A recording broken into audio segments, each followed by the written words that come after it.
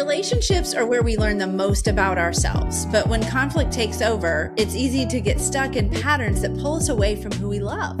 Today, we're talking about marital conflict, not just how couples end up there, but how our nervous system influences everything, and what therapists can do to help couples reconnect. If you're new here, I'm Monica Maurer with CFT Institute. We train therapists, counselors, and spiritual leaders in a framework approach that combines neuroscience with faith. Let's dive in.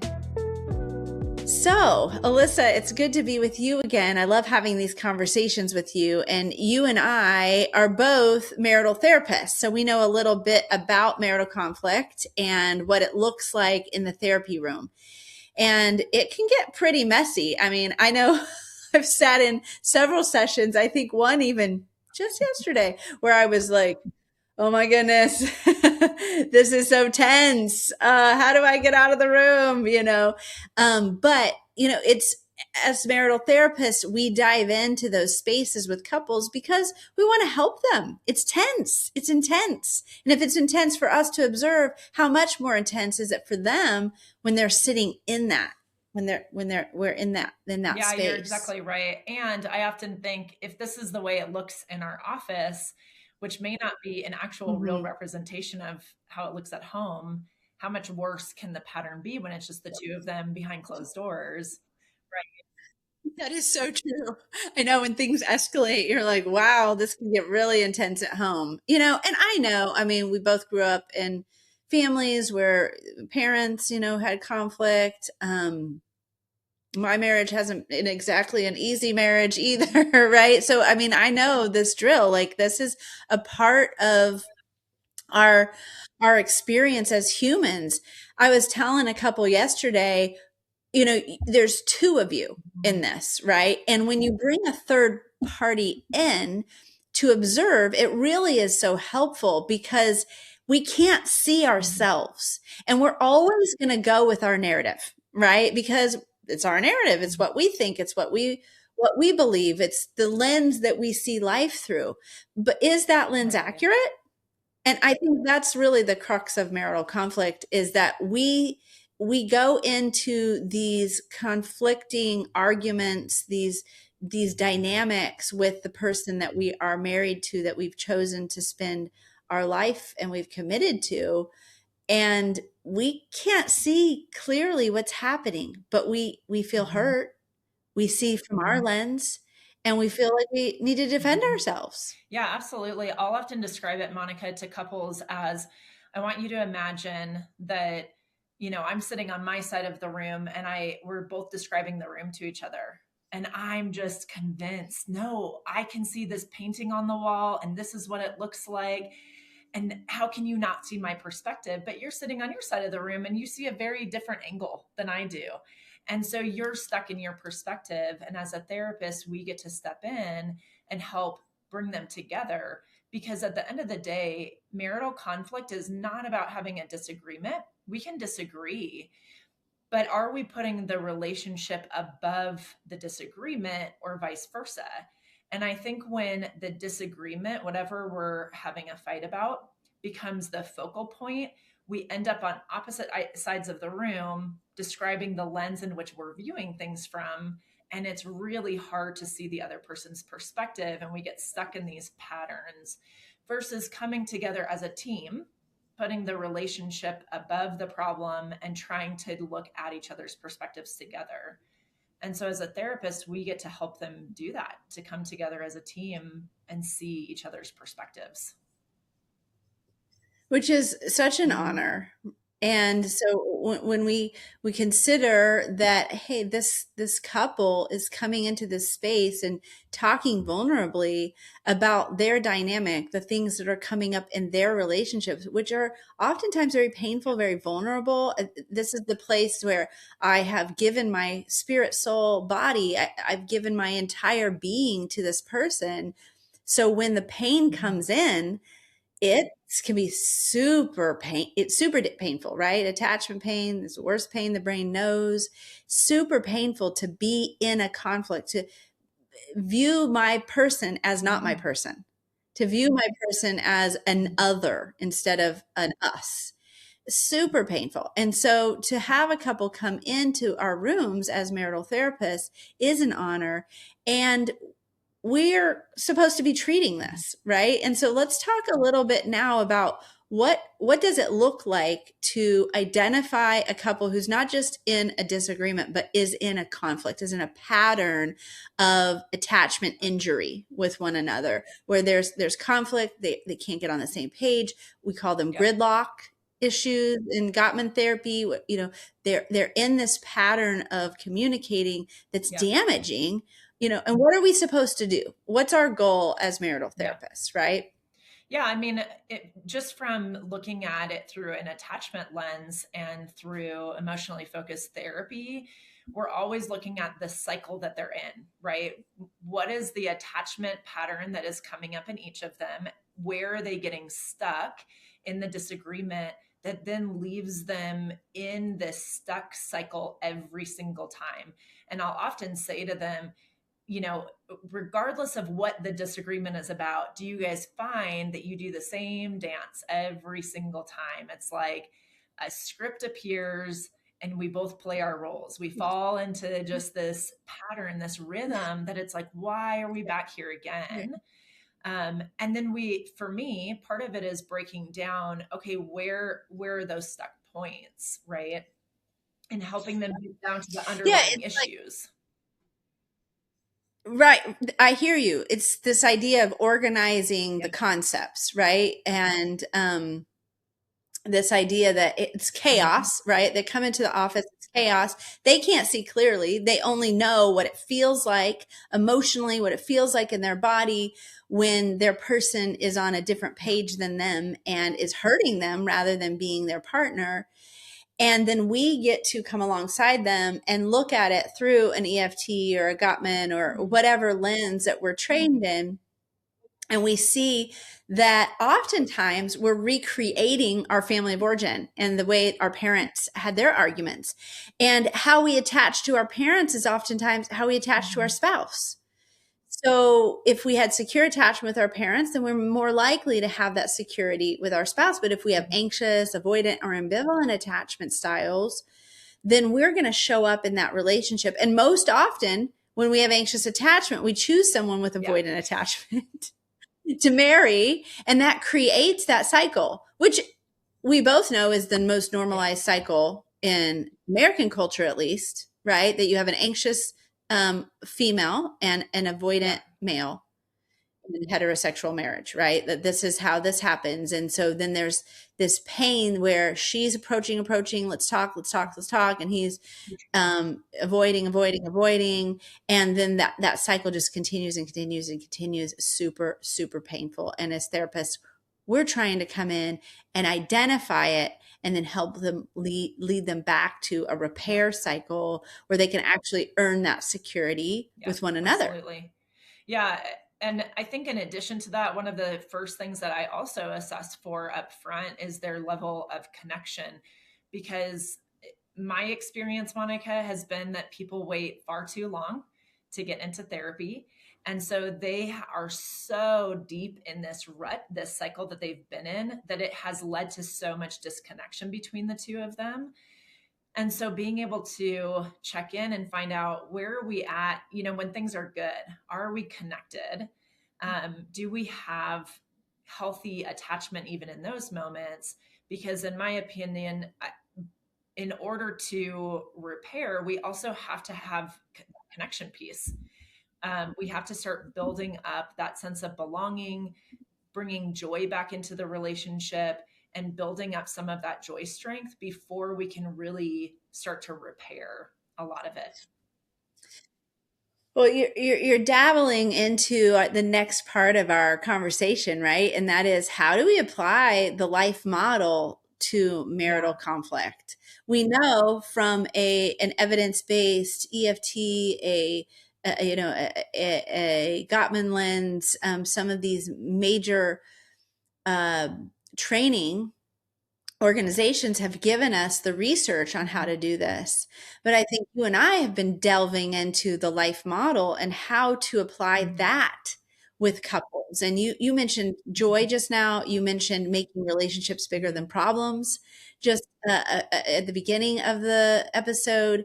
What are your thoughts? Like, what's some of the first things you do with a couple when you see them in conflict that they may not know it's life model, but it's really life model. It's this relational conceptualization that we can apply and really see some good growth Yeah. from. One of the first things that I do with couples, and we just keep this as a regular rhythm, is we do a quick check in. How are you guys coming in today? So that we can kind of set the stage. And then we do quieting. We help to reset our nervous systems, help to get back into a place where we're grounded, right? Um, and then Yes. from there, we go into sharing appreciations or wins. What went well this week? What's something about your partner you appreciate? Because starting from that foundation of being able to regulate our nervous systems, get some quiet, and then lean into joy together, build that connection, it then makes a lot of the rest of the conversation a lot more doable because we're building up that joy strength. What have you noticed happen as you're working with a couple and you're applying these concepts? Alyssa, you're working with them, they come in, they have this conflict Mhm. going on, and you say, hey, let's just do a couple of these things. What do you think is the difference in terms of if you didn't apply some of these life model skills versus when you Yeah, do? I mean, I've definitely had sessions where it's like a runaway train. And we don't start with that, right? And they're already coming in just loaded with stuff from the week. Um, and so when we don't start with that, they're ready to like head on in, right? Let's dig into the problems. And then their cycle just comes alive in the room. And sometimes it can get away from you as a therapist where you're trying to like pull it back and rein it in so that they have a different experience in the room of their cycle. We can start to make changes. But at that point, when you're not doing it, it can get away from you. And so what I notice is the more that we start out with some of these things, it does help us lead into let's have a different type of conversation where we're activating that right prefrontal cortex, right? Where they're more attuned to each other, they're more relational, they're in their identity center. And so then I think even the way that they're approaching the conflict feels night and day difference to me. Night and day, night and day. And it really speaks to this initial initial foundation that needs to be set. From a life model lens, we need rhythms of joy and rest, right? Just like a baby needs rhythms of joy and rest in 0 to 3 years old, the coupleship needs that. We need this rhythm of we can come together in community and joy and Mhm. connection. We can also quiet ourselves in each other's presence. And don't you think this is a major issue that couples maybe it's like, hey, let's talk, let's connect, but can we just be quiet? Can we just settle our nervous systems in the same room? Can I feel at peace in my body while I'm sitting next Yes. to you? Or am I always, with anxious attachment? I'm always anxious. Are you going to be there for me? What are we going to do? What are we going to talk about? Versus like, hey, I can just be at peace and just rest in our love, rest in our connection. And I think it's like these rhythms that we want to teach couples to Yeah. have, that you can go have a fun time, have an intense Yeah. conversation, have an engaging experience, and then be able to go into a place of Yeah. quiet. We see that, right? In rhythms, like you come home for dinner, you're talking, talking, talking, and then you maybe sit on the couch and just hold hands and look out the window. Or even in the sexual Mhm. relationship, right? That there can be this intense passion and connection, and then there's a quieting Mhm. experience, right? And so we want to be able to have both of those established as a foundation for the furthering the growth of the attachment, Yep. right? Absolutely. Yeah, and then I would Mhm. say like the other piece, Monica, that um, with that is helping them also recognize when they are needing quiet, right? So we may start into a discussion about something, but being able to attune to self and know like, ooh, okay, I need a breather, or I'm attuning to my partner and I'm noticing they seem overwhelmed, and so do we need to take a pause? And honestly, it's a huge piece that I think is missing from a lot of couples relationships when they're in the midst of Mhm. conflict is their right prefrontal cortex is off. They're not attuned to each other or themselves. And so they're not catching those rhythms too of like, ooh, I'm at my limits. I need a breather. And so we're really teaching a lot Mhm. of that in session to Mhm. them. Yes. Yeah. Just knowing when to stop, knowing when you need to calm yourself, because distress amplifies and joy amplifies, right? Those are things we talk about with Life Model as well. And so if distress just keeps coming bam, bam, bam, bam, then the couple is going to, escalate in the argument. So what I've been talking to couples a lot about, like just a little bit of eye contact, Mhm. even if it's just a glance, that it helps you to humanize your partner. We know that eye contact, voice tone, and physical touch are three of the main ways to build joy. And so I've been sending couples home with that. This is your assignment, just eye contact, voice tone. It doesn't have Mhm. to be a staring contest, but try not to have a conversation, especially a conflict conversation, without looking at your partner. Yeah. And having a kind voice tone. It's funny how couples will come into therapy, and I know I'm probably guilty of this as well. Like, you know, in the past, like having a conversation with my spouse and then going to a friend or the therapist and saying, "Well, I said it like this." When actually we know it was said like, Yeah. with this other tone, and voice tone is so important. There's one other concept I wanted to bring up because I think it's a really big deal for coupleships. And I think this is really hard because I think in any two-person relationship, but especially in a marriage, we're looking at this other person like, you need to be meeting me where I'm at, Mhm. right? This needs to be quid pro quo. I give, you give, and it needs to be equal. But when there's trauma with one of the people in the Yeah. coupleship, one of the partners, oftentimes that person isn't going to be able to meet Mhm. halfway, at least for a while. I'm not saying that's not the long-term expectation, but in order to get there, oftentimes one person in the coupleship is going to have to be what we say in Life Model, tender to Mhm. weakness, right?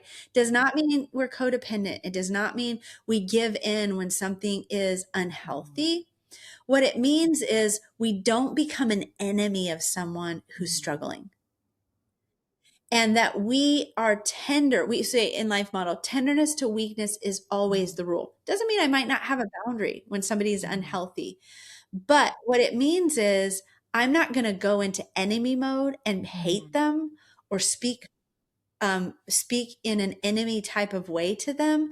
I'm going to say what's okay for me, what's not okay for me, but I'm going to do it in a kind and loving way. And I'm going to keep the relationship bigger than the problem. So this could be a podcast in and of Yes. itself, but I wanted to at least mention it because I find that that's a huge concept for Yeah. couples. How can you, if you see your partner on the other side of the room bleeding Mhm. out, are you going to judge them and blame them Right. for that? Or are you going to go, okay, this person's really hurting. How can I still be myself, still say what I think and need, but be tender to the place they're in and not judge it so Yeah. harshly so that we can move together in our Yeah. coupleship? It takes a lot of skill and practice. And you're right. I think it could be an entire podcast unpacking that one. Yeah, so this will be a to be Yes. continued. There's a lot that goes on with marital conflict and how to, as therapists, help apply these Life Model concepts in this whole realm and this whole concept. So thank you for everyone who has tuned in today. If you want to go deeper with the Life Model and these 30 core concepts we've been discussing, we have a full series of trainings available at CFT Institute. You can start exploring free at cftinstitute.com. And remember, healing spreads when counselors live in joy. We'll see you in the next episode.